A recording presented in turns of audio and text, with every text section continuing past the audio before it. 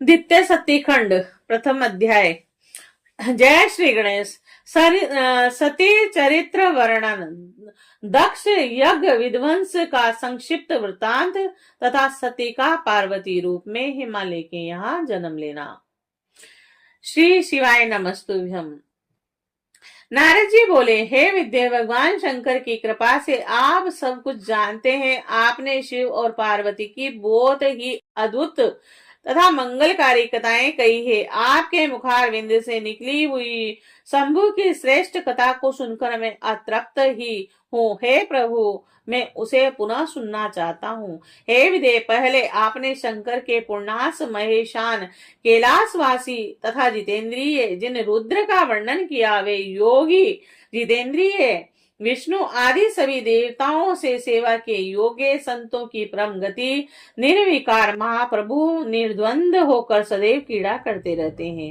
विष्णु की प्रार्थना से प्रसन्न होकर वे मंगलमयी परम मत पर तपस्विनी तथा श्रेष्ठ स्त्री से विवाह करके गृहस्थ बन गए। सर्वप्रथम वह शिवा दक्ष पुत्री हुई और तत्पश्चात पर्वतराज हिमालय की कन्या पार्वती के रूप में उन्होंने जन्म लिया। एक ही शरीर से वे दोनों ही कन्याएं किस प्रकार से मानी गई है, वह सती पुनः पार्वती होकर शिव को कैसे प्राप्त हुई? हे ब्राह्मण, यह सब तथा अन्य बातों को भी आप कृपा करके बताइए। सूची बोले, शिव भक्त देव ऋषि नारद के इस वचन को सुनकर मन से अत्यंत प्रसन्न होकर ब्रह्मा जी कहने लगे। ब्रह्मा जी बोले, हे तात मुनि श्रेष्ठ, सुनिए। अब मैं शिव की मंगल कारिणी यह कथा कह रहा हूँ, जिसको सुनकर जनमन सफल हो जाता है और इसमें संशय नहीं है। ए तात, पुराने समय की बात है। अपनी संध्या नामक पुत्री को देखकर पुत्रों सहित मैं कामदेव के बाणों से पीड़ित होकर विकारग्रस्त हो गया था। हे तात, उस समय धर्म के द्वारा स्मरण किए गए महायोगी और महाप्रभु रुद्र पुत्रों सहित मुझे धिक्कार कर अपने घर चले गए और जिनकी माया से मोहित हुआ मैं वेद वक्ता होने पर भी मूढ़ बुद्धि वाला हो गया और उन्हीं परमेश्वर शंकर के साथ में अकरणीय कार्य करने लगा और शिव की माया से मोहित हुआ मैं मूढ़ अपने पुत्रों के सहित ईर्ष्यावश उन्हीं को मोहित करने के अनेक उपाय करने लगा। हे मुनीसर, उन परमेश्वर शिव के ऊपर किए गए मेरे तथा मेरे उन पुत्रों के सभी उपाय निष्फल हो गए। तब अपने पुत्रों सहित उपायों को करने में विफल हुए मैंने लक्ष्मीपति विष्णु का स्मरण किया। शिव भक्ति प्रायण तथा श्रेष्ठ बुद्धि वाले भगवान विष्णु ने आकर मुझे समझाया और शिव तत्व को भली भांति जानने वाले भगवान रमापति के द्वारा समझाए जाने पर भी विमोहित मैं अपनी ईर्ष्या और हट को नहीं छोड़ सका। तब मैंने शक्ति की सेवा कर उन्हें प्रसन्न किया और उनकी ही कृपा से शिव को मोहित करने के लिए अपने पुत्र दक्ष से वीर रण की कन्या और असिकनी के गर्भ से कन्या को उत्पन्न कराया और अपने भक्तों का हित करने वाली वही उमा दक्ष पुत्री नाम से प्रसिद्ध होकर दुसह तप करके अपनी दृढ़ भक्ति से रुद्र की पत्नी हो गई। विकार रहित बुद्धि वाले वह प्रभु रुद्र अपने विवाह काल में मुझे मोहित कर उमा के साथ ग्रस्त होकर उत्तम लीला करने लगे।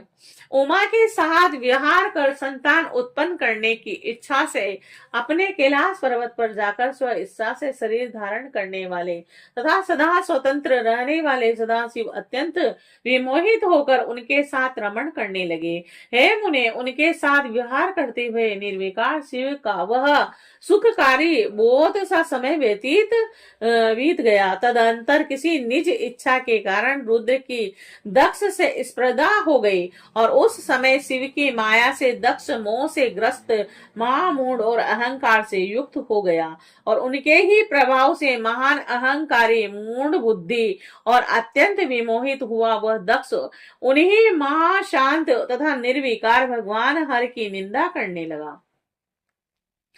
तदंतर गर्भ में भरे हुए सर्वाधिप दक्ष ने मुझे, विष्णु को तथा सभी देवताओं को बुलाकर किंतु शिव जी को बिना बुलाए स्वयं यज्ञ कर डाला। और किसी कारणवश रुद्र पर असंतुष्ट क्रोध से भरे हुए उस दक्ष प्रजापति ने उन्हें उस यज्ञ में नहीं बुलाया और दुर्भाग्यवश न तो उसने अपनी पुत्री को ही उस यज्ञ में सम्मिलित होने के लिए आहुत किया, और जब माया से मोहित चित्त वाले दक्ष प्रजापति ने शिवा को यज्ञ में आमंत्रित नहीं किया तो ज्ञान स्वरूपा उस महासाध्वी ने अपनी लीला आरंभ की।